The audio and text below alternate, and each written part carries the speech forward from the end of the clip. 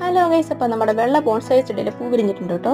നമ്മൾ ബോൺസായി മൊത്തത്തിൽ പറയുമെങ്കിലും ഈ ഒരു ടൈപ്പിന് നമ്മൾ അഡീനിയം പ്ലാന്റ്സ് എന്നാട്ടോ പറയുന്നത്. അപ്പം നമ്മുടെ വെള്ള അഡീനിയം ചെടിയിൽ പൂ വിരിഞ്ഞിട്ടുണ്ട്. വേറെ മുട്ടയ്ക്ക് ഉണ്ടായി വരുന്നുണ്ട് കേട്ടോ. പക്ഷെ ഒത്തിരി പൂ ഉണ്ടാകുവാണെങ്കിൽ നല്ല ഭംഗിയായിരിക്കും കാണാൻ. ഇതിപ്പോൾ ഓരോ പൂവൊക്കെ വെച്ച് ഉണ്ടാകാറുള്ളൂ കേട്ടോ. നഴ്സറിയിൽ നിന്ന് വാങ്ങിച്ച തൈയായിരുന്നു. അപ്പോൾ നല്ല രസമുണ്ട്. പക്ഷെ എന്നാലും എനിക്ക് ആ ഒരു പിങ്ക് കളർ പൂവാട്ടോ ഒന്നുകൂടി ഇഷ്ടം. നമ്മുടെ ഒരു പിങ്ക് കളറിലുള്ള ഇത് കുട്ടിച്ചെടി ഉണ്ടല്ലോ, അതിൻ്റെ പൂവിന് നല്ല വലിപ്പമുണ്ട് കേട്ടോ. പക്ഷെ അത്രയും വലിപ്പം ഇല്ല ഈ ഒരു വെള്ള കളറ് പൂവിന്. പൊതുവെ വലിപ്പം കുറവാണ് കേട്ടോ. കഴിഞ്ഞ വർഷം ഉണ്ടായിരുന്നു, പക്ഷേ അപ്പോഴും ഇതുപോലെ വലിയ വലിപ്പമൊന്നും ഇല്ലായിരുന്നു കേട്ടോ. ആ പിങ്ക് കളർ വെച്ച് നോക്കുമ്പം ഇതിന് വലിപ്പം കുറവാണ്.